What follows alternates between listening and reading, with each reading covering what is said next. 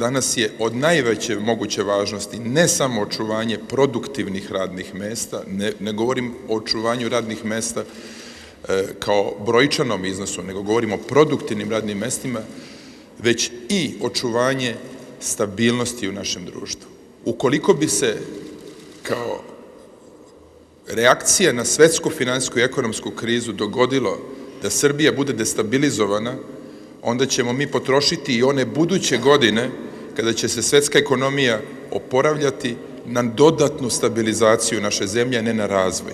I ponavljam, ovo je godina u kojoj moramo konzervirati, moramo očuvati kapacitete za rast u onim godinama koje će doći kada se svetska ekonomija pokrene. Ima i nekih pokazatelja da bi to moglo da se desi možda i brže nego što je iz početka predviđeno. Ne smemo da licitiramo sa time, ali danas svi moraju pokazati svoju odgovornost i svest o dubini problema sa kojima se suočava čitav svet, pa tako i naša zemlja.